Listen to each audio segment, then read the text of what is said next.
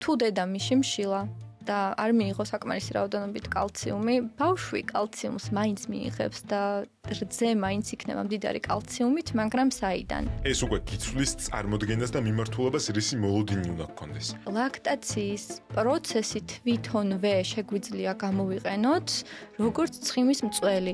მაგრამ რა არის მაშინ წითელი ხაზი და აკრძალვები, რომელიც ჯერ ორსულობის დროს იწყება და მერე მიმყვება თუ არა ის ლაქტაციის პერიოდში რა არ უნდა უჭამო. მენჯისფსკერის ჯანმრთელობის და კვების ეს მთელი თეორია სამ მთავარ ბოძზე დგას. ნანგა კვებას აქვს რამე კავშირი მენჯისფსკერის ჯანმრთელობასთან? გეტყოდი რომ პირდაპირ. ყავაზე რა ხდება ნანგა? კეგელის დანიშვნა პირდაპირ მშობიარობის შემდეგ და ამრჩევის გაცემა იგივე არაც მოტეხილ ფეხზე სირბილი გირჩიოს, ვინმე თან ისე რომ რენტგენი არ გადაიღო. ძალიან მნიშვნელოვანი წერტილებია, რის გამოც მეც და მთელი საქართველოს თალთა საზოგადოება ადლიერები ვართ შენთან. მოგესალმებით მეგობრებო, დღეს თუმრად ყავს ნანკა ქიზიყურაშვილი, ექიმი, რეპროდუქტოლოგი, ორსულთა და პოსტსამშობიარო პერიოდის მწვრთნელი და ვისაუბრეთ პოსტსამშობიარო პერიოდში ქალის ჯანმრთელობაზე, მენჯისფსკერის ჯანმრთელობაზე და კვების კრიტიკულ მნიშვნელობაზე ამ პროცესში მთლიანად. ნანკა რას გაიგებს დღეს მსმენელი? ბევრ საინტერესო ფაქტს გაიგებს, განსაკუთრებით კი ისეთ კორელაციებს მენჯისფსკერის და კვებას შორის, რაც არ წარმოუდგენია, რომ შეიძლება არსებობდეს. ნანკა, წინა პოდკასტის მერე ბევრმა ინფლუენსერმა დაიწყო ქალის ჯანმრთელობაზე, ვარჯიშზე საუბარი ორსულობის შემდგომ და კვებაზე, მაგრამ მე მგონი რაღაცები ერევათ. რომ მითხრა რა არის სწორი მიდგომა ორსულობის შემდგომ რითი ვიწყებ და რა უნდა ვიცოდე? თორნიკე, პირველ რიგში გეტყვი, რომ ძალიან სასიხარულო ამბავია ის, რომ ბევრმა ინფლუენსერმა და ტრენერმა მათ შორის დაიწყო ამაზე საუბარი, მაგრამ მაქსიმალურად უნდა ვეცადოთ, რომ დავრჩეთ სწორ ჩარჩოებში და არ გადავაჭარბოთ რაღაცაებს და არასწორი რეკომენდაციები არ გავცეთ, ხო? ერთ-ერთი ესეთი, რაც პირველი მახსენდება, არის მშობიარობის მერე ეგრევე კეგელის დანიშვნა და რჩევა სხვებისთვის. და აქ საქმე იმაშია, რომ რასაც ვერ ხედავ, იმას ვერ უმკურნალებ. კეგელის დანიშვნა პირდაპირ მშობიარობის შემდეგ და ამრჩევის გაცემა იგივე არაც მოტეხილ ფეხზე სირბილი გირჩიოს, ვინმე თან ისე რომ რენტგენი არ გადაიღო. კეგელი რა არის? დაახლოებით კეგელი არის მენჯისფსკერის იზოლირებული ვარჯიში, რაც გულისხმობს შეკუმშვა გაფართოებას, რაც აქვე ვიტყვი პირდაპირ, რომ კატეგორიულად აკრძალულია მშობიარობის შემდეგ ეგრევე ამის დაწყება. და ნელ-ნელა ჩავშლი რატო? ჯერ ერთი არსებობს ძალიან ბევრი ტრავმა მშობიარობის შემდეგ, ანუ მშობიარობა ყველა კუნთისთვის ფიზიოლოგიური არ არის.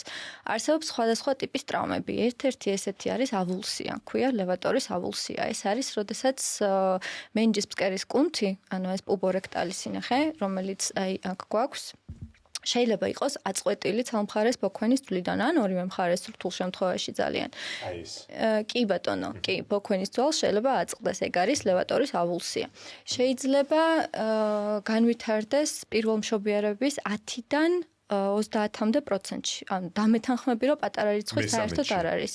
კი. დაახლოებით. და ეხა ნახე, აქ ყველაზე მთავარი ის არის, რომ ეს ჩვეულებრივი მშობიარობების შემთხვევაში და თუ ფიზიოლოგიურ მშობიარობაზე მაქვს საუბარი და თუ მოხდა მაშების გამოყენება ან გართულებულია მშობიარობა, ეს პროცენტი იზრდება 50-მდე. ანუ წარმოიდგინე რამხელა რიცხვი არის მენჯისფსკერის კუნთების დაზიანებით, რამდენი ქალი დადის და ამ დროს ვიღაცა უნიშნავს კეგელის გაკეთებას.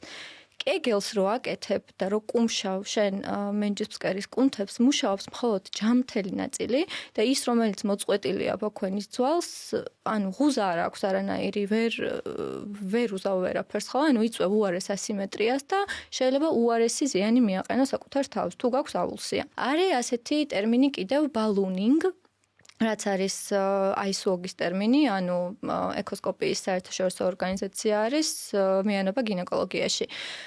და მათი ტერმინი არის ბალუნინგ, რაც იმას ნიშნავს, რომ მენჯისფსკერის ფართობი იზომება ვალსალვას მანევრზე. მოდი ახლა ცოტა ხანში გეტყვი რა დიაგნოსტიკის მეთოდები არსებობს საერთოდ და მენჯისფსკერის ეკოსკოპიაზე ვისაუბრებ ცალკე და ჩავშლი რა არის და როგორ არის და მან როცა იზომება აი ეს ფართობი ვალსალვას მანევრზე, ვალსალვას მანევრი არის აკეთ დამანახო? კი, აი ესე. აჰა. აი ეს ფართობი მთლიანად მენჯისფსკერის კუნთების, რასაც ხედავთ, ხო? ჭინთვის დროს ხდება ამისი ცოტათი პატარაზე გამობურცვა ნორმალურ შემთხვევაში და როდესაც ეკოსკოპიაზე ამას ვამოწმებთ, ნორმაში ეს ფართობი არ უნდა აღემატებოდეს 25 კვადრატულ სანტიმეტრს. თუ აღემატება 25-30 ეს იმას ნიშნავს, რომ შეიძლება ეს კუნთები არის გათხელებული, დასუსტებული და იმაზე მეტად იბურცება, ვიდრე საჭიროა და ამ დროს შენს კუნთებს ჭირდება არა აგრესიული შეკუმშვა, არამედ დიაფრაგმული სუნთქვის მეშვეობით კონტროლი, მუცლის შიდა წნევის, სტაბილიზაცია იმისთვის, რომ ეს ორგანოები არ ჩავარდეს ამ გაფართოებულ ხვრელში და არ განვითარდეს პროლაფსები, ხო? მოდი მენჯისკარის ეკოსკოპიაზე ვიტყვი პირველ რიგში, რომ ცოტა უფრო გასაგები იყოს, ახლა რაზე ვსაუბრობ, ეს არის ჩვეულებრივი ეკოსკოპია, ISO-ის მიერ მოწოდებული იმ ორგანიზაციის მიერ, რომელიც წეგან ვახსენე. მათი ოქროს სტანდარტი არის, აი განსაკუთრებით 4D ტომოგრაფიული რეჟიმი ეკოსკოპიაზე, სადაც ნათლად ჩანს კუნთი აწყვეტილი შეიძლება იყოს თუ არა. ანუ კუნთების ფუნქცია ძალიან კარგად ფასდება ამ ეკოსკოპიაზე. ჩვეულებრივ გინეკოლოგიურ ეკოსკოპიას გავს უბრალოდ დამატებით ფასდება კუნთების ფუნქცია და ასევე ფასდება POPQ კლასიფიკაციით, ანუ pelvic organ prolapse quantification ასე განიმარტება. ორგანოების პროლაფსის ხარისხი. ანუ იმას კი არ აფასებს ეს ეკოსკოპია დაწეული არის თუ არ არის ორგანო. იმას აფასებს რამდენი მილიმეტრით არის დაწეული, იქნება ეს შარდის ბუშტი, ურეთრა, საშვილოსნოს ყელის სწორი ნაწლავი და ასე შემდეგ, ხო? აქვე სხვა შორის მინდა დავამატო, ცისტიტი გონია რომ ბევრს აქვს. ბევრი ქალი ამოიცნობს ახლა საკუთარ თავს ამ მომენტში. მკურნალობ, ხშირი შარდვა გაწუხებს, ანალიზებს იკეთებ, არაფერი არ ამოითესება. რას ნიშნავს ეს? იმას ნიშნავს, რომ შეიძლება იყოს ურეთრის ჰიპერმობილობა და არა ბაქტერიული ინფექცია მანდ, ხო? ამასაც მენჯისკარის ეკოსკოპია გვეუბნება. ანუ ეს არის ოქროს სტანდარტი, რომელიც საქართველოში ახლა შემოვიდა და აქვე ვისარგებლებ შემთხვევით დავიტყვი, რომ ერთადერთი სპეციალისტი აკეთებს ამ ეკოსკოპიას თბილისში, ეს არის ანა გოგრიჭიანი, მისი ნებართვით ვამბობ სახელს და გვარს რო ყველა მიცოდეს და ანასთან შეგიძლიათ გაიკეთოთ ეს მენჯისკარის ეკოსკოპია და დარწმუნებული ვარ რომ მოგვიანებით ცოტა მეტი სპეციალისტი დაიწყებს ამ კვლევის კეთებას, იმიტომ რომ საკვანძოდ მნიშვნელოვანია. ნანკა შენ ძალიან კაი მარტივი მაგალითი მოგოცი. როგორც მოტეხილი ფეხით ტომოგრაფიის გარეშე არ უნდა დაიწყო სირბილი. აქაც იგივე საქმეა, ხო, რეალურად ეს მეთოდები გვჭირდება სურათის დასანახად. მაგრამ პრობლემა ისაა, რომ მოტეხილი ფეხი გტკივა. და აი ეს სიმპტომი რაც შენ თქვი, რომელიც შეიძლება ასოცირდებოდეს ყველაფერთან, არ არის პირდაპირ მანიშნებელი, რაღაც მაწუხებს, ისე არის როგორც უნდა იყოს, მიზეს ვერ პოულობ და ამისთვის გვჭირდება შემდგომი ნაბიჯი.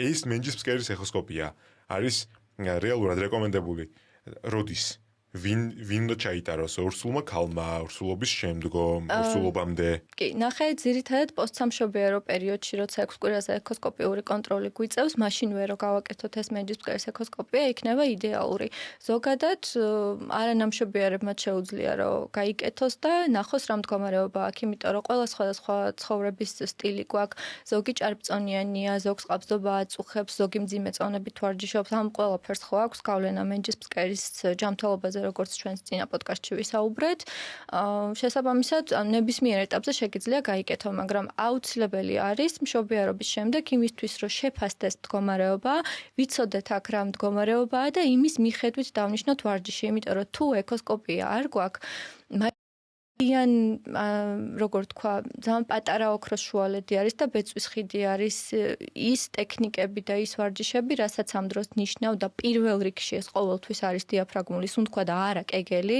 არანაირი მენჯისკარის ცალკე შეკუმშვები, ეს არის ერთიანი სისტემა, როგორც ამაზე აქამდე ვისაუბრე, პირდაპირ ქვია კიდეც პოსტურულ რესპირატორული სისტემა, ანუ ეს იმას ნიშნავს, კვლევები ადასტურებს, ჩემი მოგონილი არ არის, რომ დიაფრაგმა და მენჯისკარი მუშაობს სინერგიაში და მათი განცალკევება ფიზიოლოგიურად ჯანმრთელ ორგანიზმში არის შეუძლებელი, ხო? და შენ რო ნიშნავ მარტო კეგელს და ამ დროს არასწავლი ადამიანს სწორად როგორ ისუნთქოს და დიაფრაგმული სუნთქვა როგორ შეასრულოს, ეს რჩევა არის საზიანო მე ვიტყოდი რა. ბეწვის ხიდი ან შეწყდება ან არა? კი, ან შეიძლება მართლა ზიანი მიაყენო ამით ადამიანს თუ არ საუბრობ პირველ რიგში დიაფრაგმულ სუნთქვაზე და მენჯისკარის ფაქიზი შეკუმშვა შეიძლება თუ არ შეიძლება, ამას უკვე მენჯისკარის ეკოსკოპიის მიხედვით ვადგენთ ან პროგრამას რო ვადგენ ადამიანისთვის სავარჯიშოს აუცილებლად ამ ეკოსკოპიას ვუყურებ და თუ არ მაქვს ეს ეკოსკოპიის პასუხი დასკვნა ან ვერ იკეთებს ადამიანი რაღაც მიზეზით ყოველთვის იმ ოქროს შუალედს ვიჭერთ სადაც რამე რო იყოს არ დავაზიანებთ თუ არ არის ისედაც არ დავაზიანებთ მაგრამ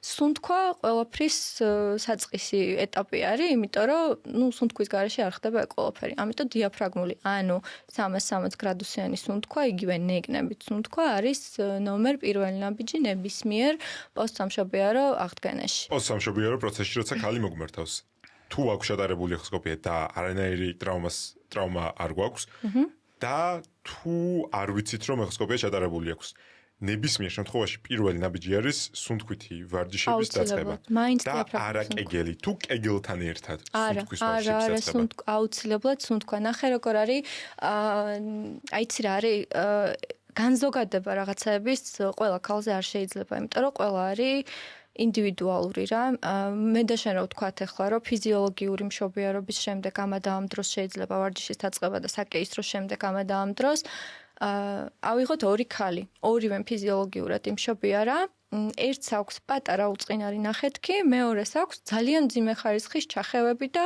ერთი ამბავი არ არის ორივე ქალისთვის ერთი და იგივე ის ეტაპი, რომელსაც გაიდლაინები გვეუბნება, ხო? ანუ გაიდლაინში რა წერია, ეგ ერთია რომ უნდა იცოდე, მეორეა ის გაიდლაინი როგორ გამოიყენო და როგორ მოარგო ყველა კონკრეტულ შემთხვევას, იმიტომ რომ თუ წერია რომ ფიზიოლოგიური მშობიარობის შემდეგ ამ დროს ვიწყებთ ვარჯიშს, ანუ ერთი ქალი მყავს, რომელსაც არაფერი არ ჭირს, მეორე ქალი მყავს, რომელსაც ყველაფერი ჭირს.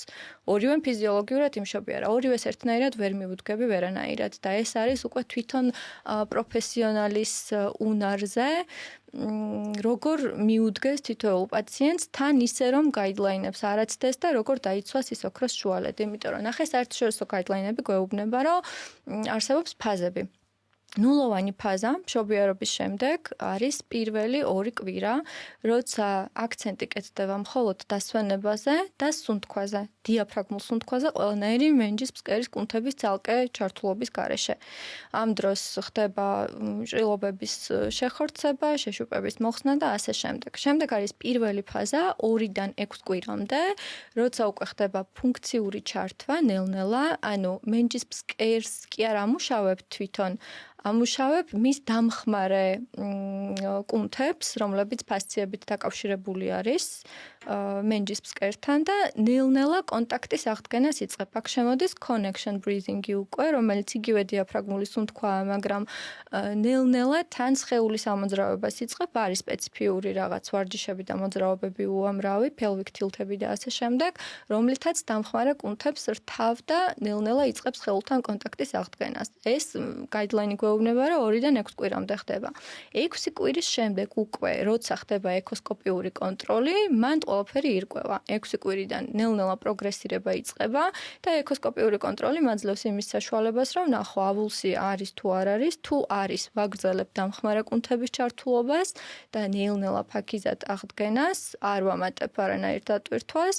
თუ არის უბრალოდ გათხელება ან პროლაფსი ან რაღაც აუცილებლად ანტიგრავიტაციულ ვარჯიშებს ვიყენებ და ანტიგრავიტაციულ პოზიციებს, არის სპეციალური ვარჯიშები პროლაფსების შემთხვევაში, რაც გამოიყენება და თუ ყველაფერი ნორმაშია, ამ შემთხვევაში უკვე პროგრესირებ. მაგრამ მანდაც ინდივიდუალური მიდგომა არის აუცილებელი, იმიტომ რომ თუ სადმე ვხედავ, რომ გაიდლაინით მოწოდებული რაღაცა წესის მიუხედავად, ქალს აქვს ან სიმძიმის შეგრძნება, ან ლოქიების რაოდენობა იმატებს, ლოქიები არის მშობიარობის შემდგომი სისხლიანი გამონადენი. თუ იმატებს, თუ რაღაც დისკომფორტი ექნება, ვიხევ უკან ეგრევე. ანუ ხვდები ხო, რამდენად ინდივიდუალური არის ყველასთან მიდგომა. გაიდლაინს დარგებ ინდივიდს. კი. გარდა ამისა, მინდა კიდევ ანტიკეგელზეც გაგესაუბრო, იმიტომ რომ პოსტსამშობიარო პერიოდში ძირითადად ხდება ხოლმე ისე, რომ მენჯის ფსკერი დასუსტებული კი არ არის, პირიქით სპაზმშია, ჰიპერტონუსშია. ტრავმების, ნაკერების, ტკივილის, სტრესის გამო დაცვით სპაზმში გადადის ეს კუნთები. აი ეს კუნთები აქ რასაც ვხედავ, არის ქრონიკულად მუდმივად შეკუმშული. დაჭიმული, შეკუმშული, იმიტომ რომ წარმოიდგინე რამხელა ტრავმა გამოიარა ისედაც რომ ბავშვი გააჩინა და აქედან ბავშვი გამოძვრა. მერე კიდე შეიძლება იყოს ჩახევები, ნაკერები, ტრავმები და ასე შემდეგ. აქ რო კიდე ნაკერები ადევს იმ ტკივნეულ საწყალ მენჯისკერს, ანუ ხო წარმოგიდგენია რა ჭირს, ანუ არის სპაზმში, თავდაცვის რეჟიმში შეკუმშული არის, ხო? და მანდ შენ კიდე რო ამატებ ძალის მიერ შეკუმშვას უარესშვები, იმიტომ რომ სპაზმირებული კუნთი თავისთავად ისემიური კუნთია, რომელსაც სისხლი კარგად არ მიეწოდება და ამის კიდე უფრო უარესად შეკუმშვა იწვევს კიდე უფრო მეტ ტკივილს, ტრიგერ პოინტების უფრო მეტად გააქტიურებას და შეიძლება მიგვიყვანოს პირიქით შეკავებამდე და მტკივნეულ სექსამდე და ასე შემდეგ, ხო? ამიტომ აქ უკვე ვიყენებთ ანტიკეგელს, ანუ რივერს კეგელს, რაც არის არა უბრალოდ არაფრის კეთება, არამედ აქტიური მოდუნება და უროგინეკოლოგთა საერთაშორისო ასოციაციის გაიდლაინებშიც კი არის მოწოდებული ეს მოდუნების ტექნიკები პოსტსამშობიარო ტკივილის შესამცირებლად. რამდენი პატარ-პატარა ასპექტი ჩამოგითვალე ახლა წარმოიდგინე და მერე წარმოიდგინე ადამიანი, რომელიც დგას და ამბობს, რომ პოსტსამშობიარო პერიოდში კეგელი უნდა დაიწყო. ახლა მითხარი ესეთ რაღაც ნანკა ოქროს სტანდარტი ნებისმიერ შემთხვევაში არის ესე იგი დიაფრაგმული სუნთქვით დაწყება. კი. რაც შეეხება უშუალოდ ვარჯიშებს შედარებით მძიმე დატვირთვას, შენი გამოცდილებით. ყველაზე ადრე, ანუ იდეალურ შემთხვევაში და ყველაზე გვიან ყოველ შემთხვევაში. რა როდის იწყება დატვირთვა, სავარჯიშო დატვირთვა პოსტსამშობიარო პერიოდში? მოდი განვიმარტე მაშინ სავარჯიშო დატვირთვას შენ რას ეძახი? ძალიან კაი კითხვა. წარმოიდგინე ვარჯიშად რასაც გულისხმობს უმრავლესობა ადამიანი. ხო. დარბაზში შედარებით, წონებით, შედარებით აქტიურად. მაინც ვერ მექნება აქ ცალსახა პასუხი, იმიტომ რომ ვარჯიში და დატვირთვა ყველასთვის არის აბსოლუტურად სხვადასხვა. შეიძლება იყოს ყოფილი ათლეტი ქალი, ვინც იმშობიარა და მან ის ნულოვანი და პირველი და მეორე ფაზა ისე გამოიაროს, რომ ბევრად უფრო ნაკლები დრო დაჭირდეს. შეიძლება იყოს ადამიანი, რომელსაც ცხოვრებაში არ უვარჯიშია და იმისთვის ელემენტარული პაწაწინა გაწელვის ან თუნდაც ქეთქაუს გაკეთებაც იყოს ძალიან დიდ ძალისხმევასთან დაკავშირებული მით უმეტეს პოსტსამშობიარო პერიოდში. მერე კიდე იმას გააჩნია ეს მშობიარობა როგორი იყო. იყო საკეისრო, იყო ფიზიოლოგიური, თუ ფიზიოლოგიური იყო, რამდენად ტრავმული ან არატრაუმული იყო. მოკლედ, ცალსახა პასუხს მაინც ვერ გაგცემ, მაგრამ რამდენიმე ბევრი კვირიდან რამდენიმე თვემდე, სწორია? კი. ნამდვილად ზოგადად პოსტსამშობიარო აღდგენა, ანუ რაც ორსულობა ერთი მაგდენი არის, ეგ აღდგენაც რა, უბრალოდ მაინც ყოველთვის ინდივიდუალური არის და ყოველთვის გააჩნია ადამიანს. არსებობს გაიდლაინი, რომელიც ახლა მოგაწოდე და მანდ არის ჩართული მენჯისკერის ეკოსკოპიაც, რაც ძალიან მნიშვნელოვანია და არსებობს ინდივიდუალური ადამიანი, რომელსაც ეს უნდა მოარგო და ყოველთვის ტაქტიკა ჯობია ისეთი, რომ უფრო ნეილა და უფრო ფაქიზად წახვიდე, ვიდრე გადაასწრო იმ გაიდლაინს. ორი ძალიან მნიშვნელოვანი წერტილი, რაც მომწონს შენთან საუბრისას და ამ პოდკასტში არის ერთი. კონცეფციების შემოტრიალება, ანუ ახალი მიმართულებით იწყებ ფიქრს. აი ეს იყო ოქროს წინადადება. რამდენიც არის ორსულობის პერიოდი, დაახლოებით მაგდენივე არის პოსტსამშობიარო გამოჯანსაღება და ჩართულობა. ეს უკვე გიცვლის წარმოდგენას და მიმართულებას რისი მოლოდინი უნდა გქონდეს. და ამასობაში ინდივიდუალური მიდგომა. ეს ორი წერტილი არის ის, რასაც ვცდილობთ ვაკეთებთ და კიდევ უფრო გავრცელდება. და ამიტომ მნიშვნელოვანი ვერ ისაუბრებ მოჭრით ყველა ადამიანზე ერთი და იგივე მიმართებით, მით უმეტეს ქალზე, რომლის ორგანიზმშიც იმდენი რამე ხდება, რომ დაიწყო ჩამოთვლა არ გვეყოფა ხვალ საღამომდე. ამიტომ ძალიან მნიშვნელოვანი წერტილებია, რის გამოც მეც და მთელი საქართველოს ქალთა საზოგადოება მადლიერები ვართ შენთან. აი, ქალებს მინდა ვუთხრა, რომ მარტო არ არიან მსგავს პრობლემებთან, თავარი არის, რომ საუბარი დაიწყონ იმაზე, რა აწუხებთ პოსტსამშობიარო პერიოდში, იმიტომ რომ როგორც წინაზე ეხლაც გავიმეორებ და ვიტყვი, რომ არ არის ნორმალური, რომ შარდის შეუკავებლობა გემართება, არ არის ნორმალური, რომ ტუალეტში შესვლა მეორე მშობიარობას გავს შენთვის, ეს ყველაფერი არ არის ნორმალური, უბრალოდ ამის თქმა უნდა ვიცოდეთ და მარტო მე არ ვარ, ჩვენ ყავს ასე ვთქვათ ვიყავთ პროფესიონალთა გუნდი, ექიმების გუნდი, რომელიც ზრუნავს ესეთ ქალებზე. არის ექიმი, რეპროდუქტოლოგი, ეკა კვერკველიას ალბათ ყველას იცნობს, არის ეკოსკოპისტი ანა გოგრიჭიანი, რომელიც ამ მენჯისფსკერის ეკოსკოპიას აკეთებს და კიდევ ერთხელ გავმეორდები, იმედი მაქვს, რომ კიდევ ბევრი სპეციალისტი დაიწყებს ამის კეთებას.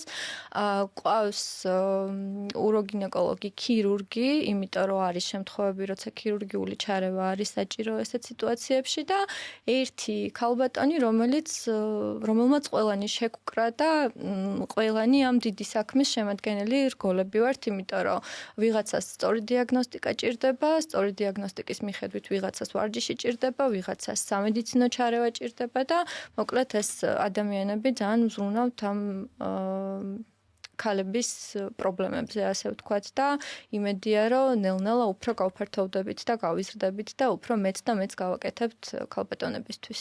შვენიერი.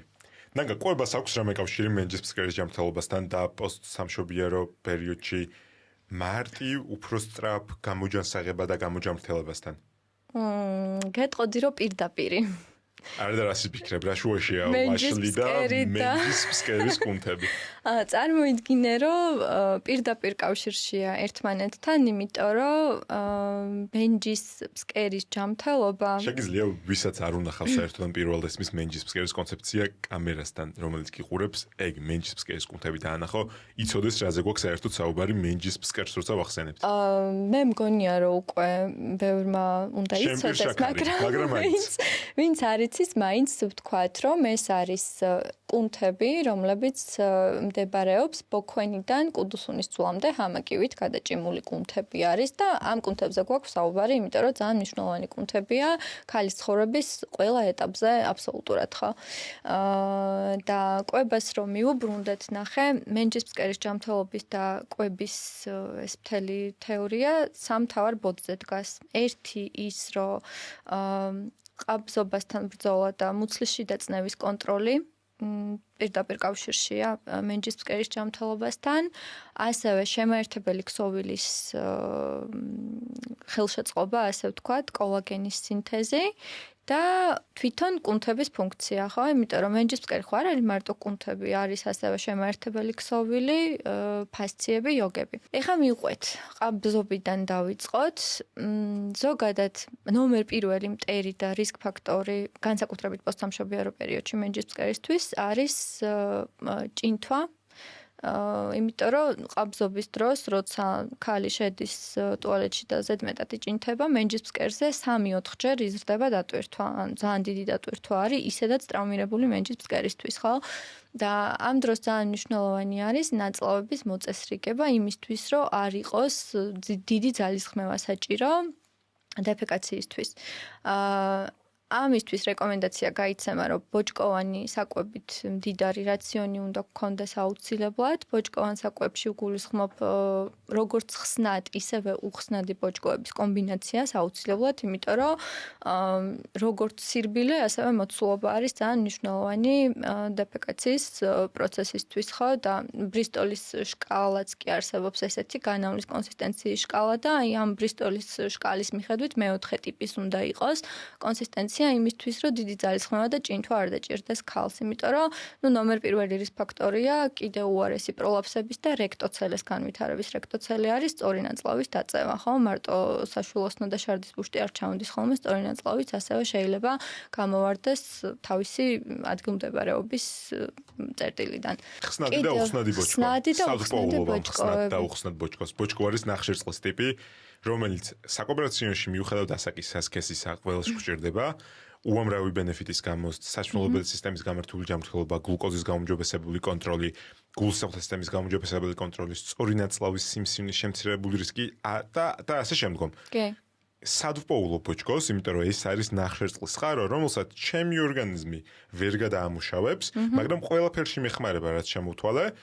მაგდა ზოგიერთი მათგანი არის ჩემი მიკრობიომის საკვები. კი, რა პროდუქტებშია? კატო, შვრია, სელის თესლი, ეს ყველა პროდუქტი, ბოჭკოვანი პროდუქტი არის და აუცილებლად უნდა მივიღოთ ოღონდ კომბინაციაში კარგად ჰიდრატაციასთან ერთად, ანუ წყალთან ერთად. და უხსნადი ახსენე შენ ერთად.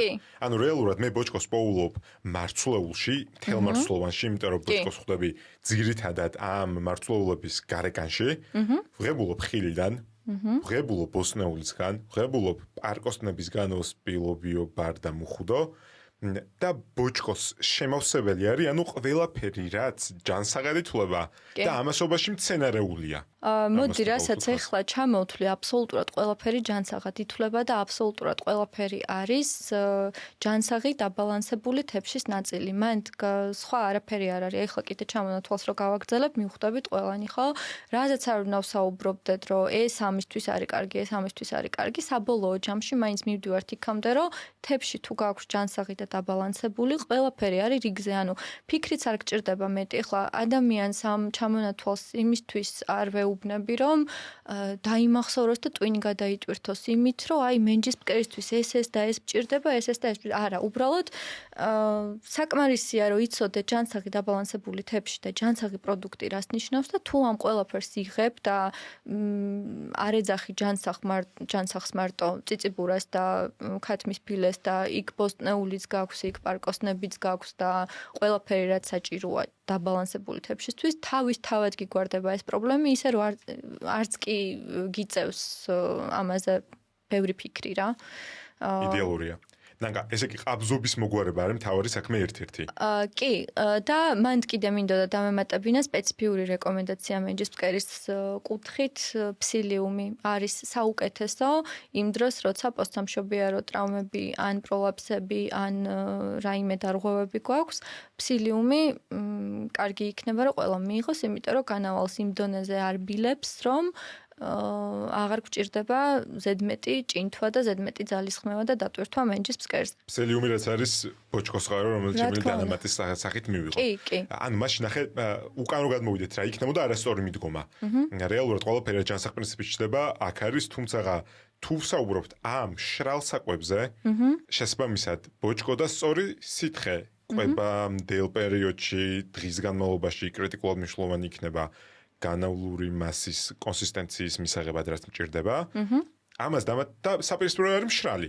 ყველაფერი მშრალი, ულტრაპროცესირებული ხორც პროდუქტები იქნება აქ ალბათ პირველი დამნაშავე პროცესში, ამასობაში ბევრ ნეგატივთან ერთად. და ამასობაში საკუთარ თავს დაკვირვება. იმიტომ რომ რეკომენდაციებით გეტყვი რომ ბოჭკოს მიღება მჭირდება ყოველ 1000 კალორიაზე 14 გრამი. ბევრს არაფერს გეუბნება, ამიტომ გაძლევ რეკომენდაციას ბევრი ხილი ბოსტნეული, თელმორსულოვანი პროდუქტები. 15 გრამამდე ბოჭკო დღეში. როგორ არის აქ? ეს არის ქალისთვის 25-დან 35 გრამამდე. ანუ დაახლოებით ორსულობისას რაც ჭირდებოდა, ქალს რეკომენდაციით, იგივე რჩება ორსულობის შემდგომ პერიოდში. და დააკვირდით თქვენივე კუჭის მოქმედების სიხშირეს და კონსისტენციას განავლოვანი მასის. და მართეთ შესაბამისად, ცოტა უფრო კონსტიტუცია თუ არის შეკრული, რა არის სწორი სიტყვა რა დავარქვა კონსტიტუციას? შეკრული და გიჭირთ და დეფეკაციისთვის გჭირდებათ ზედმეტი ძალისხმევის დატანება და გაჭინთვა, მეტი ბოჭკო შემოვიდეს, მყარი, მეტი ბოჭკო შემოვიდეს რაციონში, მეტი ბოსტნეული, ხილი, თელმორსულოვანი პროდუქტები. და წყალი არ დაგვაუწყდეს თორნიკე, იმიტომ რომ ბოჭკოს მიღება წყლის გარეშე პირიქით ბეტონის ეფექტს იწვევს, ხო? შენც დამეთანხმები ამაში, ამიტომ 2-დან 2.5 ლიტრამდე წყალი სტანდარტული რჩევით და ისე, ვინმეს თუ ძალიან ინდივიდუალურად უნდა კილოგრამზე 0.13 მილილიტრი, ხო? ანუ ჩემ წონას ვამრავლობ 0.33-ზე და ვიღებ რიცხვს, რაც არის საშუალოდ დაახლოებით. საშუალოდ მაინც 2.5 ლიტრი. 2.5 ზოგჯერ 3. და აქ შემოდის კონცეფცია, ყვებასთან წყალი არ მიიღო.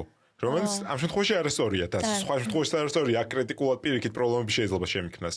წყურვილს ამ ბრუღებ წყალს, იდეალურ შემთხვევაში ყვებამდე და ყვების შემდგომ რომ ყვების პროცესი არ დაარღვიოს, თუმცა ყვების პროცესში წყლის დაყოლება არ წარმოადგენს პრობლემას, არ შეზღუდავს მონელების პროცესს, პირიქით დაეხმარება სწორედ ამ პროცესის და განალოვანი მასის გათხელებას და ამასობაში საშუალებელი სისტემის ზოგადად ჯამურ რეგულირებას. ამიტომ წყალი და მეტი ბოჭკო არის პირველი რჩევა ყაბზობის საპირწონედ. კი ბატონო. სუპერი. გადავდივართ შემდეგზე.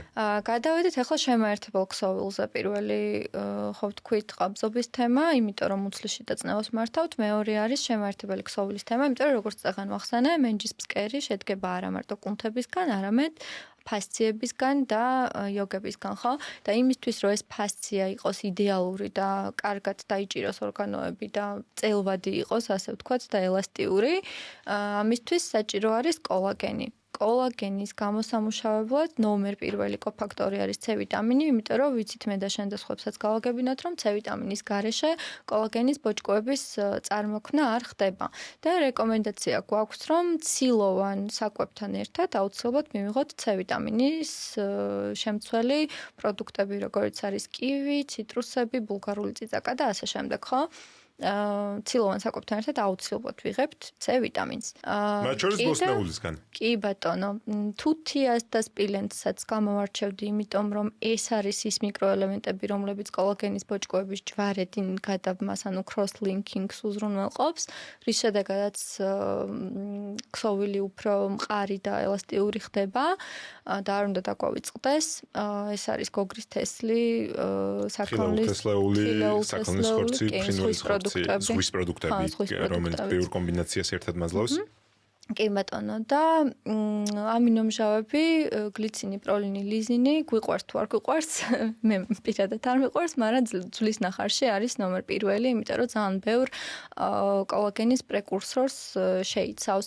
რაც შეეხება კოლაგენს დანამატების სახით, კვლევები ცოტათი ორაზროვანია აქ, მაგრამ თუ მაინც დანამატს ვირჩევთ და ფხვნილის სახით კოლაგენს ვიღებთ, აუცილებლად შევარჩიოთ ისეთი, რომელიც არის C ვიტამინთან ერთად წარმოდგენილი. ხშირად არის C ვიტამინი და ჰიალურონი კოლაგენთან ერთად. ანუ ცალკე კოლაგენი, რასაც აწერია, მოვერიდოთ, იმიტომ რომ აზრი არ ექნება C ვიტამინის გარეშე, ხო? იდეალურია ნანკა. ანუ შენ მეუბნები, რომ კვება პირველი არის პრინციპი და ესე დამილაგე. შენ მეუბნები, რომ კოლაგენს, რომელსაც ჩემი ორგანიზმი აწარმოებს, პირველი რაც თავში მიდის არის ხელი შეუწყო ჩემივე ორგანიზმის კოლაგენის წარმოების უნარს. ამიტომ C ვიტამინი ჩავრთო რაციონში, რომელიც გადამწყვეტი როლია კოლაგენის სინთეზისთვის და ამასობაში ყველა ისეთი საშენი პატარა ბლოკი ამინომჟავები, რომელთაც მე ერთი დიდი აგური ამ შემთხვევაში კოლაგენი იწყობა. და მე გადავდივარ უკვე პრიორიტეტით საკვები დანამატებზე და საკვები დანამატებში კომბინაცია ჰიალურონებშავა, კოლაგენი, C ვიტამინთან ერთად, მაგრამ კვლევები მაინც შერეულია და ყველა გვეუბნება, ყველა კვლევა კვება პირველ რიგში. რა თქმა უნდა, კი. იდეალური. ეგ ყოველთვის ეგრეა. გამოვასწორეთ ყაბზობა, ვიზრუნეთ შემაერთებელი ქსოვილის ელასტიურობას შესახებზე და გვჭირ რამე კვებით. კი, D ვიტამინი, რომელიც ძალიან პირდაპირ კორელაციაში არის მენჯისფსკერის ჯანმრთელობასთან. ეს არის ბოლო დროის ერთ-ერთი ყველაზე მყარი კვლევითი მიმართულება, იმიტომ რომ აღმოჩნდა, რომ მენჯისფსკერის კუნთებზე, კერძოდ ლევატორ ანიზე არის D ვიტამინის რეცეპტორები.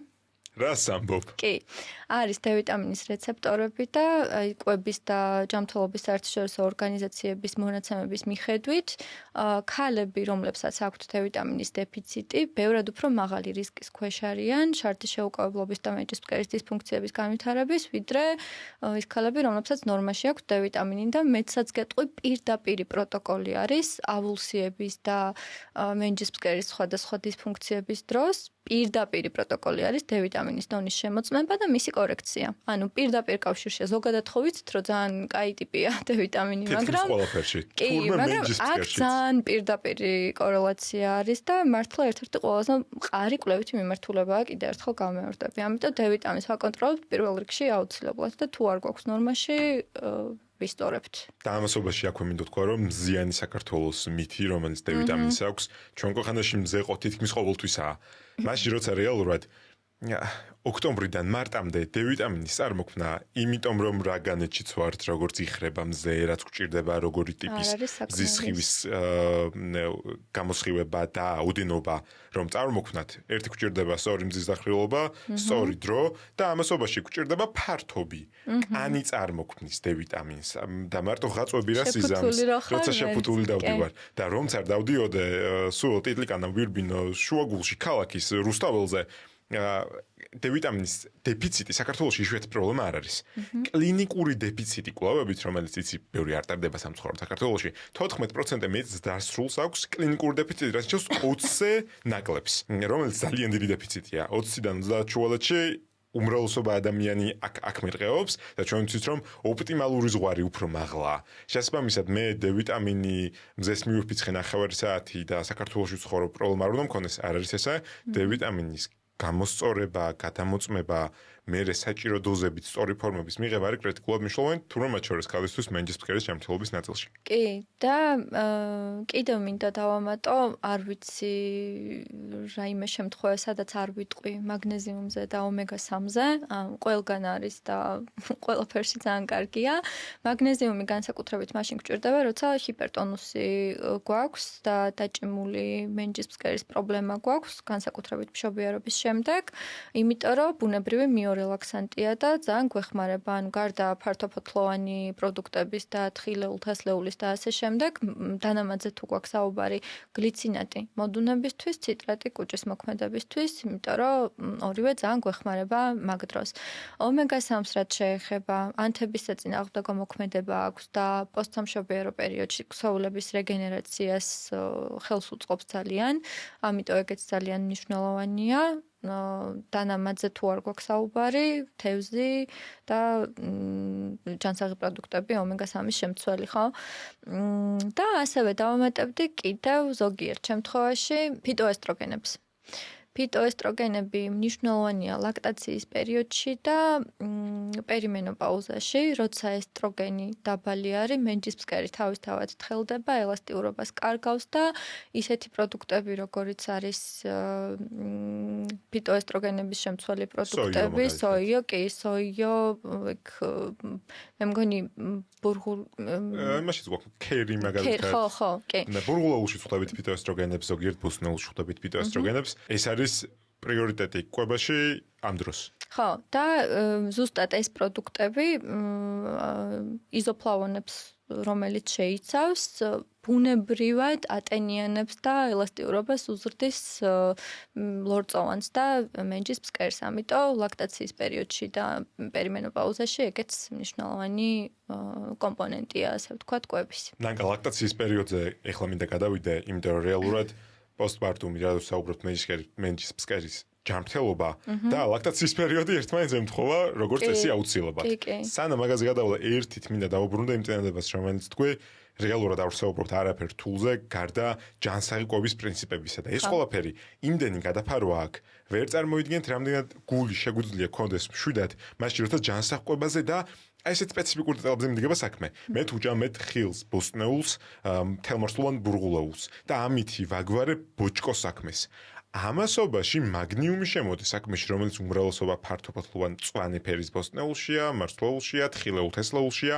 ამასობაში შემოდის ზოგიერთ ხილეულიდან თუთია, თესლეულიდან, ამასობაში შემოდის D-ვიტამინის დანამატი თუ მივიღე ადეკვატური ოდენობით, ანუ ეს ყველაფერი ქმნის ერთიან ჯაჭვს. მაგნიუმი D-ვიტამინს ეხმარება ამასობაში, თავის ფუნქციის შესრულებაში. D-ვიტამინი, ბოჭკო, ყველაფერი ერთად გლუკოზის გაუმჯობესებულ მენეჯმენტს აკეთებს და რაღაცა ისეთი დადებითი წრე იკვრება, რომ ფიქრობ, რომ ესე ვინი ფიქრა ჩემზე. ანუ არც გჭირდება ამ ყველაფრის ცოდნა და დაზეპირება, იმიტომ რომ უბრალოდ ჯანსაღად რო იკვებო, თავისთავად შენი ფიქრის გარეშე მოგვარებულია ყველა ეს პრობლემა, ხო? ზუსტად, და აქ მივდივართ წერტილამდე, სადაც ვიზახით, რომ ჯანსაღი კვება მარტივია რამდენიმე კონცეფციის, თითზე ჩამოსათვლელი კონცეფციას თუ ვითვალისწინებ, ყველაფერი ისე აწყობილი ჩემს ორგანიზმში ვიღაცამ იფიქრა ამაზე ჩემამდე, ყველაფერმა ერთიანობა შეიძლება შექმნას ზოგადი ჯანმრთელობა, ორსულობის შემდგომ ჯანმრთელობა. კი. და ეხლა მივდივართ ლაქტაციამდე. ლაქტაციის დიეტაზე მინდა ვილაპარაკო და მითებზე, რომელიც ლაქტაციის დროს კვებაშია გავრცელებული და ქალის დამოკიდებულებაში თავის ორგანიზმთან. ძალიან მნიშვნელოვან თემას შეეხე და საინტერესო თემას, იმიტომ რომ ლაქტაციის დროს ყველა წონის კლებაზე ნერვიულობს, ასე ვთქვათ. მაგრამ მოდი დავარქვათ ამას ლაქტაციის დროს დიეტა კი არაკვებითი სტრატეგია. ზოგადად ლაქტაცია არის ერთ-ერთი ყველაზე ენერგოტევადი პროცესი ქალის ორგანიზმში. ორსულობაზე უფრო მეტად. ორსულობაზე უფრო მეტად ვიცოდი რომ ამის თქმა გინდოდა, ორსულობაზე ბევრად უფრო მეტად ენერგოტევადი პროცესი. ენერგოტევადი ნიშნავს რომ მეტი კალორია ჭირდება. კი, იმისთვის რომ რძე ქალის ორგანიზმმა წარმოქმნას ჭირდება 500 კალორია. არ არის ცოტა 500 კალორია, საკმაოდ ბევრია. და როცა ქალი ლაქტაციის დროს ცდილობს იშიმშილოს, არ ჭამოს, დეფიციტში იყოს, დაიკლოს და ასე შემდეგ, აფერხებს ამ პროცესს. ნახე როგორი რაღაცა არის რძის ხარისხი და რაოდენობა არ უარესდება ამით.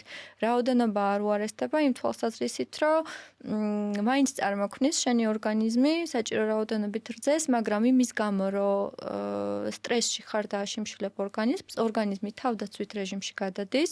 აქ შემოდის საქმეში ჩვენი საყვარელი კორტიზოლი, რომელიც იმატებს და თრკუნავს ოქსიტოცინს, რომელიც პასუხისმგებელია რძის გამოშვებაზე. წარმოქმნაზე კი არა, გამოშვებაზე.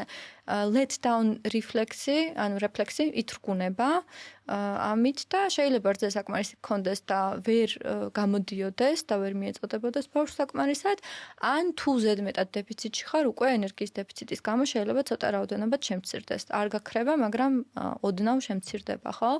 მეორე აქ კიდევ ის არის, რომ ხარისხზე გვაქვს ლაპარაკი, რძის ხარისხზე. შევაჩერებ ნაწილს წონის კლების სურვილზე ლაქტაციის დროს. ანუ რეალურად მე წონის დაკლება ლაქტაციის დროს კი არ მინდება, მე მინდება წონის კლების დაკლება, რაც შეიძლება წონის დაკლება, რაც შეიძლება მალე მომატებული ორსულობის პერიოდის მერე. გეტყვი ამასაც ჩავშლია მივალ იქამდეც, კი, ვიტყვი აუცილებლად. ნახე, ჯერ გავაგრძელო ხარისხზე? კარგი, მოდი ხარისხზე ვილაპარაკოთ და ერთიანობაში ვიტყვი ზოგადად წონის კლება, რა შვება ამ დროს, ხო? რძის ხარისხი. თუ დედამიში მშილა და არ მიიღო საკმარისი რაოდენობით კალციუმი, ბავშვი კალციუმს მაინც მიიღებს და რძე მაინც იქნება მდიდარი კალციუმით, მაგრამ საიდან? დედის ძვლებიდან. თუ დედამ არ მიიღო საკმარისი რაოდენობით ჯანსაღი ცხიმები, რძე ცხიმიანი მაინც იქნება და ბავშვი ცხიმიან რძეს მაინც მიიღებს, ოღონდ არა დედის საკვებიდან, არამედ დედის ცხიმოვანი დეპოებიდან და ტყუილა გაგიხარდათ, ვინც ახლა მისმენთ, ტვინის ქსოვილიდან. ამიტომ იმისთვის რომ არ ვიყოთ ლურჯი თევზი დორი ნემოდან, აუცილებლად უნდა ვჭამოთ იმისთვის, რომ ჩვენი სხეულიდან არ გამოირაცხოს ყველაფერი, იმიტომ რომ ბავშვი თავისას მაინც მიიღებს, ან ბუნებას ესეთი კანონზომიერება აქვს, რომ ლაქტაციის დროს შთამომავლობა, ან ბავშვი არის ნომერ პირველი პრიორიტეტი და რაც არ უნდა დედამიში მშილოს, რძე მაინც იქნება, ბავშვი მიიღებს ყველაფერს საუკეთესოს, დედა მიიღებს ოსტეოპოროს, სუძილობას, თმისცვენას, ფრჩხილების და კბილების მტრევადობას, დეპრესიას, ქრონიკულ დაღლილობას და ასე შემდეგ. ამიტომაც ერთადერთი გამონაკლისი რაც არის, რასაც ვიტყოდი, არის ის, რომ რძის ცხიმოვან პროფილს პირდაპირ მნიშვნელობა აქვს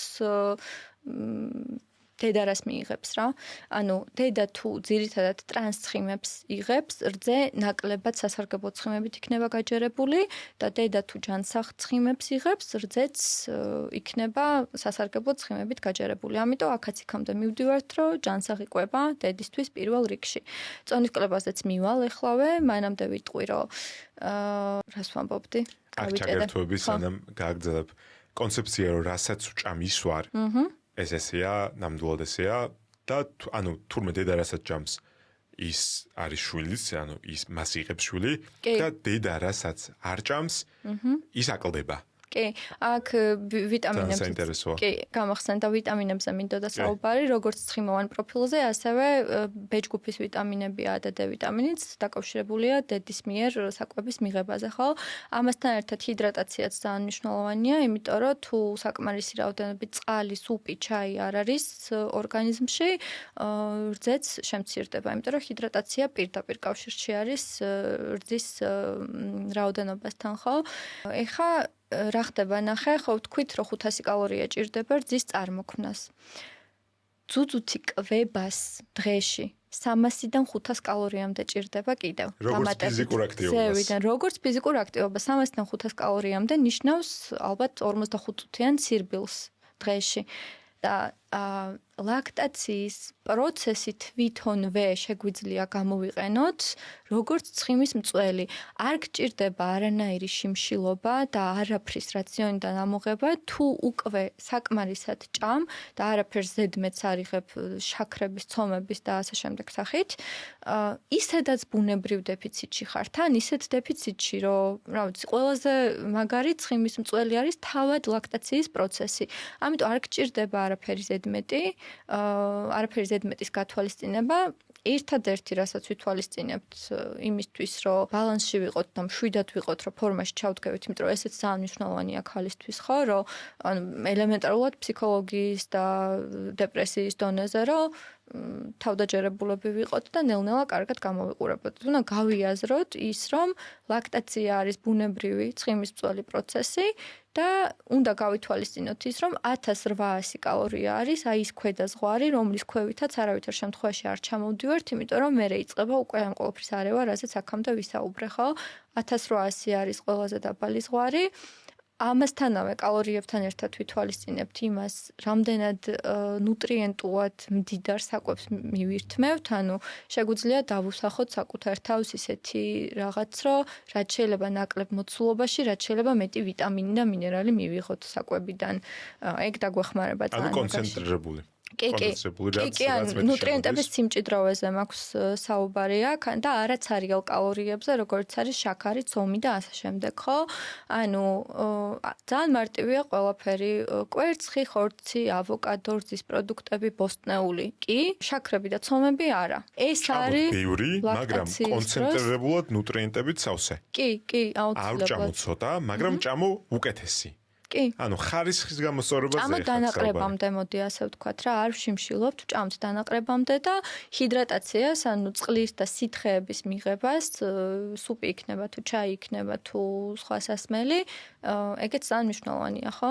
აი ეგ გავითვალისწინოთ და ყველაფერი კარგად იქნება და პლუს ამას დავამატებდი, რომ მივცეთ საკუთარ თავს და საკუთარ ორგანიზმს დრო მშობიარობიდან 6-8 კვირა, რომ ლაქტაციის პროცესი დასტაბილურდეს თავისთავად. ამ პერიოდში აკრძალულია ყველანაირ დიეტაზე და წონის კლებაზე ფიქრი, იმიტომ რომ ამას თავისთავად იზავს ორგანიზმი აუცილებლად. მერე ნელ-ნელა დავიწყოთ ძალიან ნელი კლება. თვეში ალბათ 1-2 კილოგრამი, იმიტომ რომ ლაქტაცია ჯანმრთელობა პირველია, ყველაფერი დანარჩენი მეორე ხარისხოვანი. და ტოქსიკური რძის ეფექტზე დამავიწყდა. მე თქვა, ძალიან მნიშვნელოვანია და ამაზე თითქმის არავინ არ საუბრობს, რატო არის აკრძალული ეს სწრაფი კლება და შიმშილობა. იმიტომ რომ ჩვენს ცხიმოვან ქსოვილში წლების მანძილზე გროვდება სხვადასხვა ტიპის მძიმე მეტალები, პესტიციდები და სხვადასხვა ტოქსინები, ხო? როცა ქალი ლაქტაციის პერიოდში იწყებს ძალიან სწრაფ კლებას, ეს ტოქსინები გადადის სისხლში და სისხლიდან ძალიან მარტივად ხვდება რძეში. შესაბამისად, ბავშვს ვაჭმევთ ამ მძიმე მეტალებს და ტოქსინებს და ასე შემდეგ, ხო?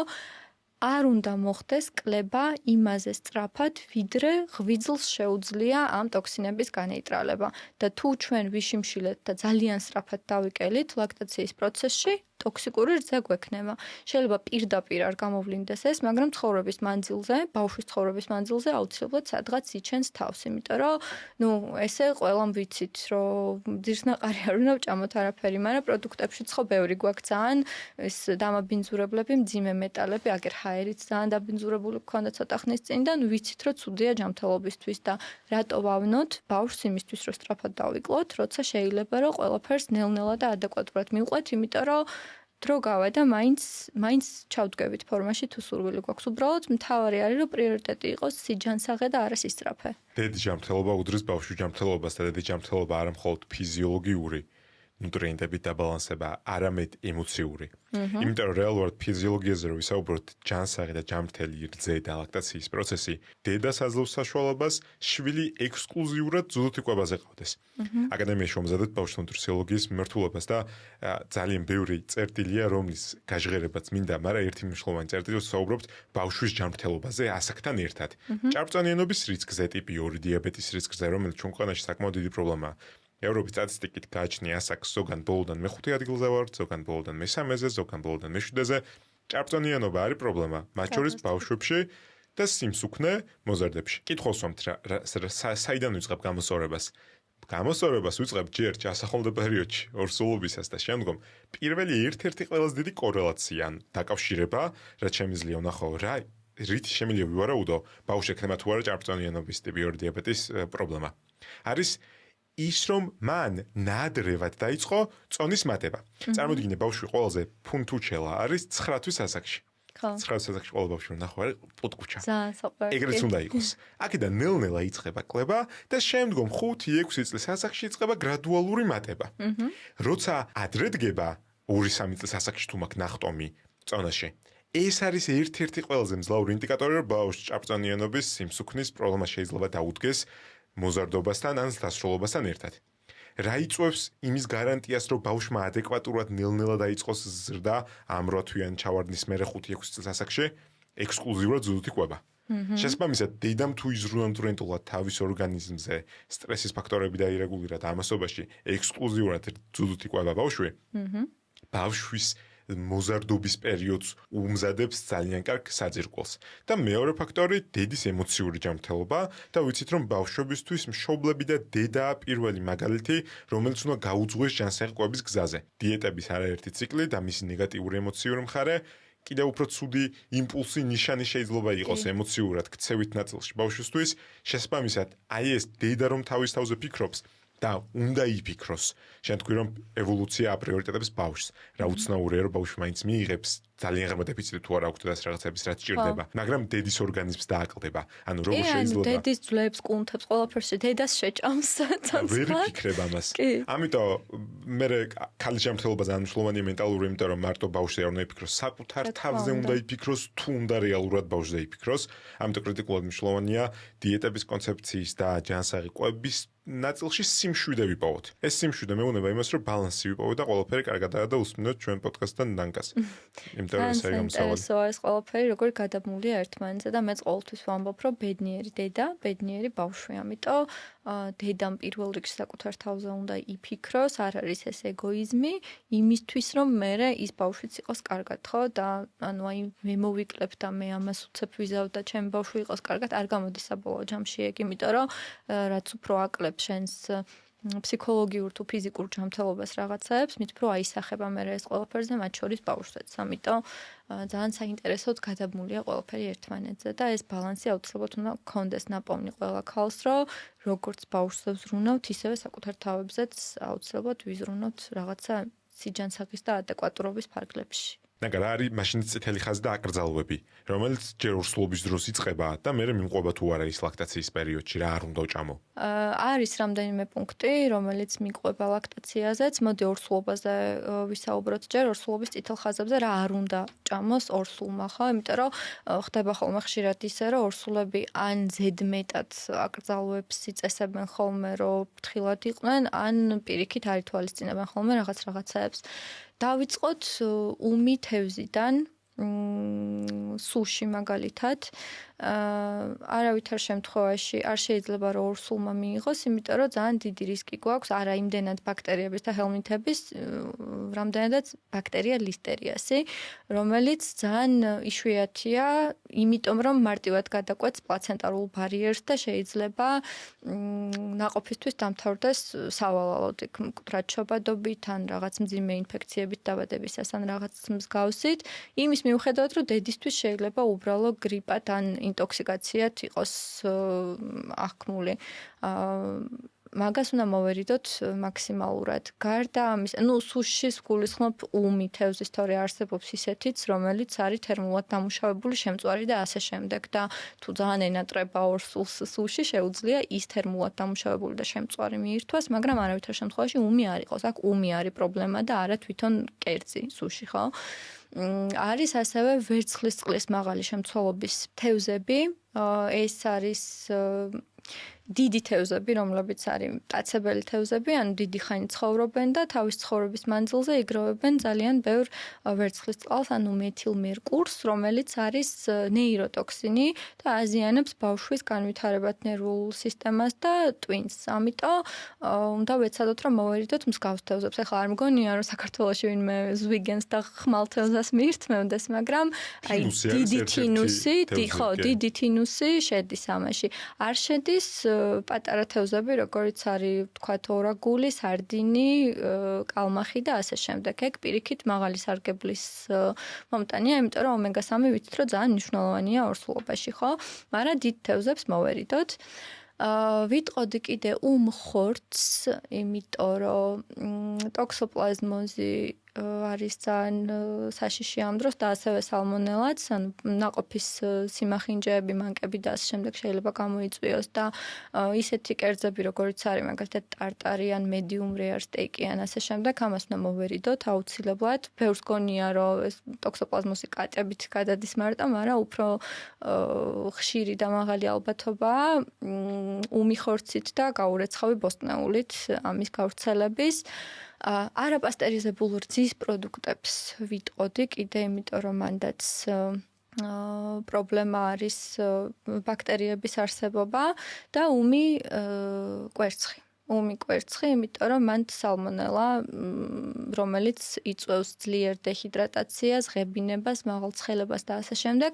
სალმონელა პირდაპირ ნაყოფს არ აზიანებს, მაგრამ დედის მძიმე მდგომარეობამ შეიძლება განაპირობოს საშუალო შეკუმშვები, ნაადრევი მშობიარობა და ასე შემდეგ. ამიტომ ყველაფერს უმს ვერიდებით, ვერცხლის წყლის შემცველობას ვერიდებით და კიდევ დავამატებდი, ამაზე ბევრი არ საუბრობს, ღვიძლს ჭამენ ხოლმე, იმიტომ რომ ანემიისთვის კარგი გონიათ, მაგრამ დიდი რაოდენობით ღვიძლის მიღება კატეგორიულად აკრძალულია ორსულისთვის. მე არ ვამბობ თვეში ერთხელ მიღებაზე, მე ვამბობ ცოტა უფრო ხშირად და ცოტა უფრო დიდი რაოდენობით, იმიტომ რომ ძალიან დიდი რაოდენობით A ვიტამინს, იგივე რეტინოლს შეიცავს ღვიძლი, რომელიც არის ძალიან ტერატოგენული, ანუ ნაყოფის სიმახინჯეებს იწვევს, განსაკუთრებით პირველ ტრიმესტრში შეიძლება განვითარების მანკები გამოიწვიოს ნაყოფის. ამიტომ ღვიძლსაც ვერიდებით და თუ მივირთმევთ, ძალიან ცოტა რაოდენობით მივირთმევთ და ძალიან იშვიათად, ხო?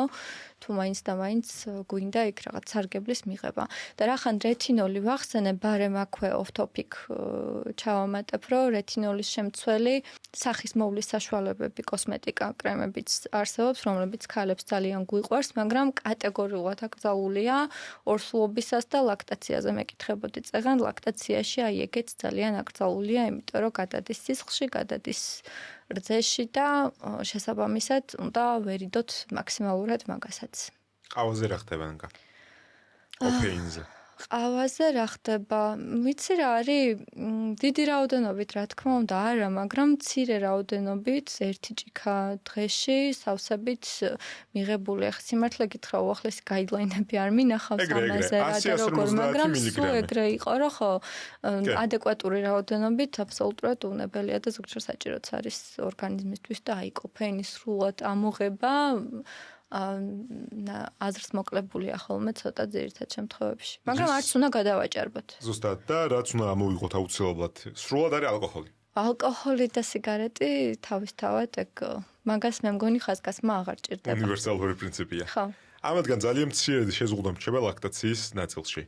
ანუ რეალურად მე როცა ვსაუბრობ დედის რძის ხარისხის განსაზღვრაზე, ამას როგორ ხვდები? ამას ხვდები არ ვიცი, ბავშვს ვაკვირდები, შებრალობას ვაკვირდები, თუ რას ვაკეთებ და ეს ხო მეორე ძალიან მნიშვნელოვანი პოინტი წერტილი მიგდება ბავშვთან ნუტრიოლოგიის ნაწილში. დედის რძის ხარისხი ნიშნავს, რომ ბავშვი ადეკვატურად იზრდება და ბავშვი და პედიატრი, როცა საზღვრავს ბავშვის ზრდის გრაფას, უნდა მიყვებოდეს გეგმას. თუ ესეა, ვარაუდობ, რომ დედის ხარისხი ნორმაშია და დედაც თუ თავს იდეალურად გრძნობს, ანუ ყველაფერი შეიკრა. ხო, ესეთი წერტილები გვჭირდება, რომელი წერტილებითაც ვიცი, რომ ყველაფერი კარგად მიდის, ანუ ხედავ, რომ რაღაც განგაშის ზღვარს განგაშის ზღვართან არის ახლოს. ესე ვაკვირდები ამ თელ პროცესს, იმიტომ რომ ეხა მინდა ერთი ნაწილი დაუბრუნდეთ წონის კლუბის მცდელობას. პირველი მნიშვნელოვანი წერტილი არის, რის გამოც ხელმშვილად უნდა იყოს, არის მომატებული წონა. ორსულობის დროს წონის ნამატი არის დამოკიდებული რა სხეულის მასის ინდექსით, ანუ რა ცხიმის სტატუსით დაიწყო ქალმა ორსულობა. ყველაზე ადეკვატური შუალედი წონის მატები შეიძლება იყოს 12-დან 16 კილოგრამამდე თუ ნორმალურია სხეულის მასა. რაც უფრო ნაკლებით დაიწყო ქალმა, მაგალითად სხეულის მასის დეფიციტი ქონდა, მით უფრო მეტი კილოგრამი უნდა მოიმატოს და რაც უფრო ჭარბწონიანობისგან სიმსუქნისგან მივდივართ, მით უფრო ნაკლები კილოგრამების მატება რეკომენდებული. ანუ ყველასთვის ორჯერ მეტი ჭამე, იმიტომ რომ ბავშვი ყავს მუცელში არ არის სწორი. მაგრამ ამასობაში რა არის სიმშვიდე? ამ 12-16 კილოგრამიდან რომ წარმოვიდგინოთ, დაახლოებით მისი 30% შეგვიძლია მივაკუთვნოთ, რომ ქალმა ცხიმი დაიმარაგა. დანარჩენი არის ფიზიოლოგიური პროცესი, პლაცენტა, ბავშვის ზონა და ასე შემდგომ. ნიშნავს იმას, რომ 12 კილოგრამი, რომელიც მოვიმატე და მე აი ესე მირტყამს თავში და მაწუხებს, ეს არ არის 12 კილოგრამი, რომელიც დასაკლები მაქვს შემდგომ. რა თქმა უნდა, არა. და ამასობაში 3.5-4 კილოგრამი, რომელიც ცხიმი დაამარაგა ქალის ორგანიზმმა, ჭკვიანია, იმიტომ რომ ლაქტაციის დროს იწყებს მერე მის გამოყენებას. რა თქმა უნდა, კი. ანუ ეს ყველაფერი არის გათვლილი და ჩვენაც შეგვიძლია ჯანსაღმობით გავაკეთოთ, კი არ დავაჩქაროთ. ხელი შევუწყოთ იმას, რაც ისედაც კოჩი გვიწერია. იცი რა არის ყველაზე დიდი პრობლემა, რაც არის პოსტსამშობიარო პერიოდში, ქალების შემთხვევაში, სულ ის არის, რომ ჩქარა გვინდა ყველაფერი, ჩქარა გვინდა ორსულობამდელი ფორმის დაბრუნება, ჩქარა გვინდა დაკლება, ჩქარა გვინდა ვარჯიშის განახლება, ჩქარა. ანუ ფსიქოლოგიურად უნდა შევემზადოთ ამ მთელი პროცესებისთვის, რომ ბავშვი გავაჩინეთ და მორჩა არ არის.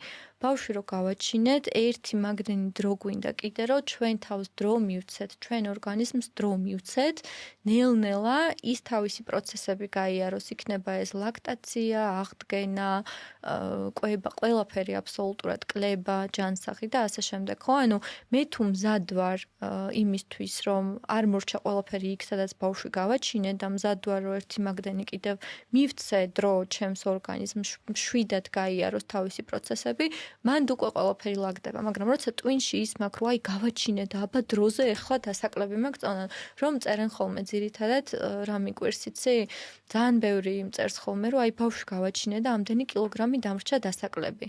სანამ ამ დასაკლებ კილოგრამებზე დამელაპარაკები, კიდევ ბევრი მრავალი სხვა რა პრობლემა გაქვთ, თუნდაც მენჯის ფსკერის კუთხით, ან თუნდაც ჯამთელობის კუთხით, ნუტრიენტების, ვიტამინების ნაკლებობის კუთხით, თმის ცვენის, დეპრესიულობის, ზოგადი განწყობის კუთხით, ან ძალიან ბევრი ფაქტორი არის და თან შენი ცხოვრება მთლიანად ყირაზე დგება, იმიტომ რომ ყავს ახალი ადამიანი, რომლის გარშემო სტრიალებს მთელი შენი ცხოვრება, პირველი წლები განსაკუთრებით, ხო? მანდაც ბალანსი უნდა იპოვო, რა თქმა უნდა, და მთლიანად არ გადაყვე ისე, რომ შენი თავი დაგავიწყდეს, მაგრამ როცა შენ თავზე ზრუნავ, არ უნდა დააჩქარო ეს პროცესი ზედმეტად და მანდაც დრო უნდა მისცე და საშუალება საკუთარ ორგანიზმს, რომ დაგეხმაროს, იმიტომ რომ ორგანიზმი ძალიან ჭკვიანი არსება არის და თვითონ იცის რა ეტაპზე რა ჭირდება, როგორ ჭირდება და შენ ამ დაჩქარებით უშლი ხელს. ანუ პირიქით შეგიძლია დამშვიდდე, მიიღო ის, რომ ეს ცვლილებები არის და იქნება და ნელ-ნელა ყველაფერი თავის დოზას დაუბრუნდება და თავის ნორმას უბრალოდ მიეცი დრო და ხელი შეუწყე. ნუ უშლი ხელს და იმით, რომ იქ სტრაფად დავიკელით, იქ უცებ ვარჯიში განვაახლეთ, როცა არ შეიძლება იქ ის ვქენით, იქ ეს ვქენით, ანუ ვუშლით ხელს და მე მივდივართ იმ შედეგამდე, რომ აი 3 წლის მერე მშობიარობიდან ვამბობთ, რომ აი რო ვიმშობიარე, ეს ასე დამრჩა და ეს ესე შეიცვალა და всё. ეგ არის და მორჩა. არ არის ეგრე. ამას ქვია აქტიური მოგვარება. ხო, ანუ პასიურ ნაწილში არ გადავიდე, გავიდეს დრო და მერე დავიწყებ. აქტიურად დავიწყო მოგვარება თავიდანვე და შენი პრობლემების მოგვარება დედისთვის არის ბავშვის სწორი ხელშეწყობა. ეს ძალიან მნიშვნელოვანი თემებია და წელს 2026-ში აკადემიისგან ბავშვთმოტრუსიოლოგიის ნაწილში ძალიან ბევრ სიახლოვეს უნდა ელოდებოდეთ და სივრცეს რაც გიმზადათ იქ ნანკაც დაგხვდებათ და იცოდეთ რომ ეს მიმართულება იქნება როგორც ბავშვებისთვის, ოღონდ ამასობაში დედებისთვის და მშობლებისთვის, რომლებიც თავის პრობლემას მოაგვარებენ და ბავშვის პრობლემის მოგვარებას დაიწყებენ ერთ ჭრილში. ამიტომ ძალიან პოზიტიური ვარ ამ ცდილობებით, რაც წინ გველოდება და ძალიან მიხარია, რომ ეს ნაბიჯი როგორც იქნა გადადგე. Yes, უმზადებდით 2 წელი საძირკველს. ძალიან კაი, მიხარია.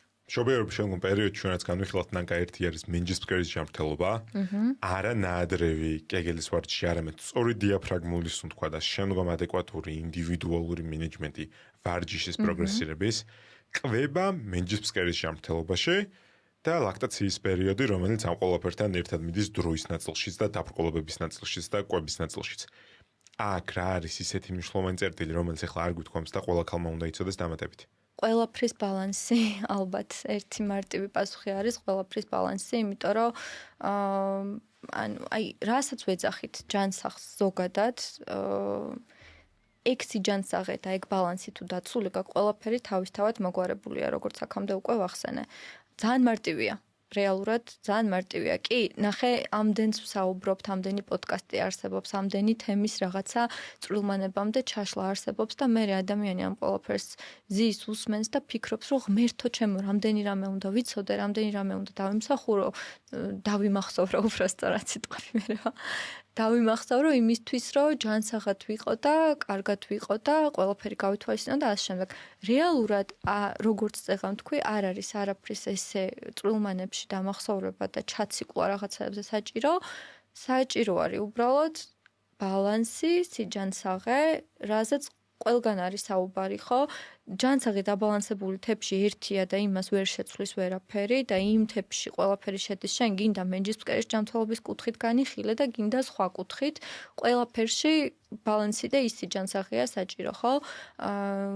ყველგან არის საუბარი იმაზე, რომ აუცილებელი არის ადეკვატური ფიზიკური დატვირთვა, ფიზიკური აქტივობა იმისთვის, რომ ჯანმრთელები ვიყოთ, იმიტომ რომ კუნთები მუშაობს, სისხლის მიმოქცევა უკეთესია, ეს ფიზიკური აქტივობაც და არამჯდომარე რეჟიმით თუ იცი, რომ კარგია, ადექი იმოძრავე და არ დაგჭირდება იმ ყველა კომპონენტის ცოდნა, რა სარგებელი მოაქვს ფიზიკურ აქტივობას, იმიტომ რომ თუ უბრალოდ მოძრავ, ყველაფერი უშენოდაც შენი გაზრების გარეშეც თავისთავად კარგად გექნება და ანუ მინდა რომ ცოტა უფრო დიდ სურათს უყუროს ხალხმა, როცა ჯანსაღი ცხოვრების წესზე მიდგება საუბარი, იმიტომ რომ აქედან გამომდინარეობს მე ის ეხლა რა ინვესტიციას დებს საკუთარ თავში და საკუთარ ჯანმრთელობაში, ამაზე არის დამოკიდებული მე ექიმებში რამდენად მოგიწევს სიარული და სხვადასხვა დაავადებებთან ბრძოლა რამდენად მოგიწევს ცოტა უფრო მოგვიანებით ასაკში, ხო? ამიტომ ფინანსური ინვესტიცია იქნება ეს, დროის ინვესტიცია თუ რაღაც რესურსის ინვესტიცია, ეგ ინვესტიცია უნდა გიღირდეს ყველაფრად იმათ, რომ